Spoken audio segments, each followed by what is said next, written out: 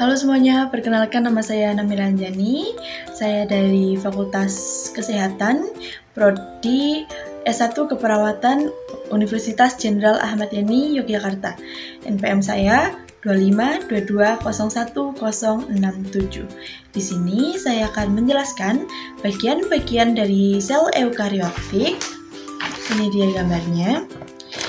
Untuk memenuhi tugas mata kuliah biomedik dasar. Selamat menonton. Baik, sebelum itu saya akan menamai dulu bagian-bagian dari sel eukariotik. Tetap dari sel eukariotik yang belum saya namai.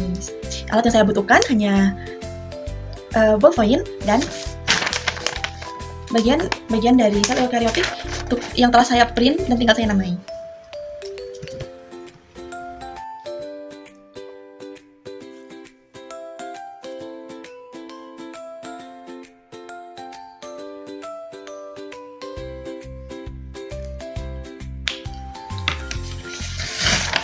Ini dia.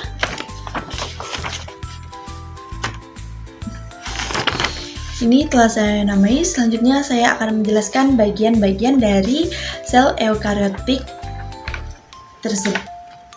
Sel eukariotik ini. Yang pertama ada vesicle pinostotic. Ini dia.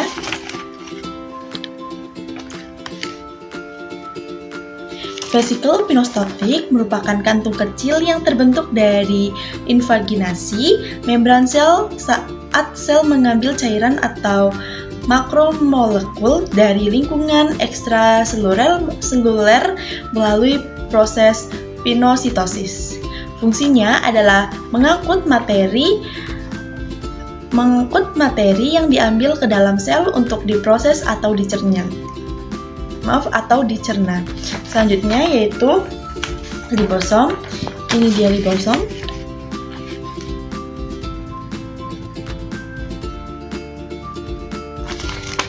Ribosom merupakan organel yang berbentuk kantung yang mengandung enzim hidrolitik kuat.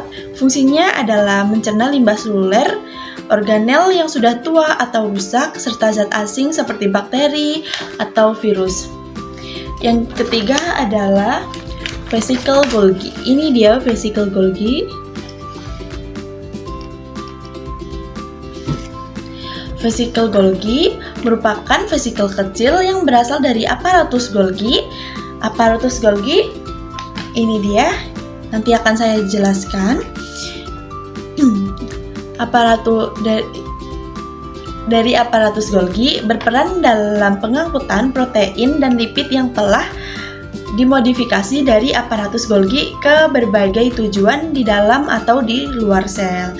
Selanjutnya adalah retikulum endoplasma kasar.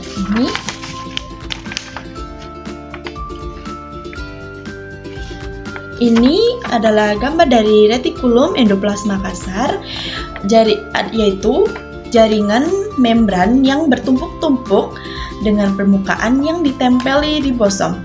Fungsinya adalah sintetis dan modifikasi protein yang akan disekresikan atau menjadi bagian dari membran. Selanjutnya ada ini sama seperti retikulum endoplasma kasar, tapi bedanya ini adalah retikulum endoplasma halus. Ini dia. Retikulum endoplasma halus ini. Terlihat ya bahwa retikulum endoplasma kasar dan retikulum endoplasma halus berbeda pada bentuknya. Pada ini kan kasar, ini terlihat kasar, dan ini yang halus terlihat tidak ada bergeriginya. Retikulum endoplasma halus merupakan jaringan membran yang tidak memiliki ribosom pada permukaannya. Fungsinya meliputi sintetis lipid termasuk steroid, metabolisme karbohidrat, detoksifikasi obat dan racun, serta penyimpanan ion kalsium. Selanjutnya adalah membran sel atau membran plasma. Ini dia.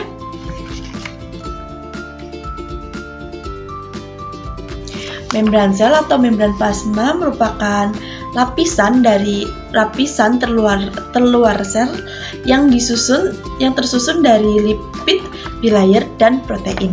Fungsinya adalah mengatur keluar masuknya zat ke dalam dan keluar sel, selektif, permeable, serta sebagai tempat reseptor untuk sinyal seluler. Selanjutnya adalah mitokondria. Ini dia mitokondria. Baik, mitokondria merupakan organel yang berbentuk oval. Terlihat ini bentuknya oval ya. Bentuk oval yang sering disebut sebagai pembangkit tenaga sel. Fungsi utamanya adalah menghasilkan energi dalam bentuk ATP melalui proses respirasi seluler. Selanjutnya ada aparatus Golgi atau badan Golgi. Ini aparatus Golgi. Nah, seperti yang tadi saya singgung, dalam nomor 3, vesicle Golgi, aparatus Golgi atau badan Golgi merupakan sekumpulan kantung bermembran pipih atau sisterna yang bertumpuk. Fungsinya adalah memodifikasi, menyortir, dan mengemas protein dan lipid dari RE atau retikulum endoplasma, serta membentuk libosom dan vesicle secretories. Selanjutnya adalah nukleolus. Ini dia nukleolus. Ini ya yang kecil berbentuk bulat ini yang warna pink.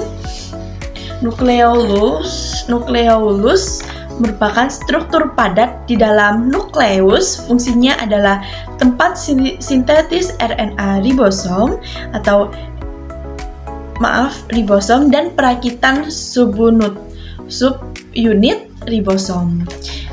Selanjutnya ada nukleus. Ini dia nukleus yang berbentuk besar dan di tengahnya ini adalah nukleolus. Ini yang besar adalah nukleus atau inti sel. Nukleus merupakan organel terbesar yang mengandung materi genetik sel DNA dalam bentuk kromosom. Fungsinya adalah mengontrol aktivitas sel termasuk pertumbuhan, metabolisme, dan reproduksi. Selanjutnya adalah sentriol. Ini dia sentriol. Ini ya sentriol yang berwarna keunguan ini. Nah, sentriol merupakan sepasang struktur silindris yang tersusun dari mikrotubulus ditemukan di sentrosom pada sel hewan. Fungsinya penting dalam pembelahan sel dengan membentuk benang spindle, serta dalam pembentukan silia dan flagella. Yang selanjutnya adalah mikrotubulus. Ini dia mikrotubulus.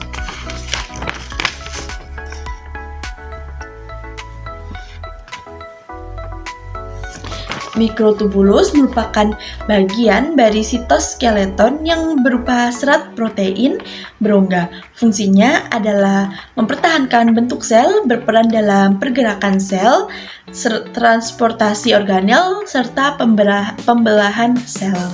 Yang selanjutnya adalah sitoplasma. Ini dia sitoplasma.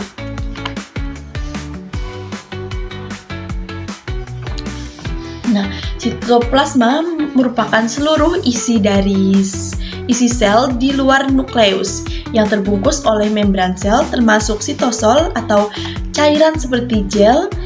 Ini cairan seperti gel dan organel sel. Ini adalah tempat terjadinya banyak reaksi kimia seluler. Yang terakhir adalah ribosom. Ini dia ribosom.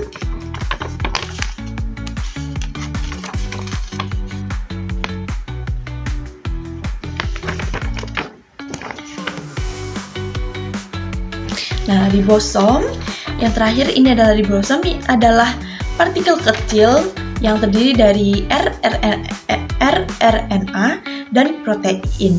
Fungsinya adalah tempat terjadinya sintetis protein atau translasi. Sekian penjelasan sel eukariotik dari saya. Mohon maaf jika ada salah kata dan kekurangan saya dalam menjelaskan. Terima kasih telah menonton. Sampai jumpa.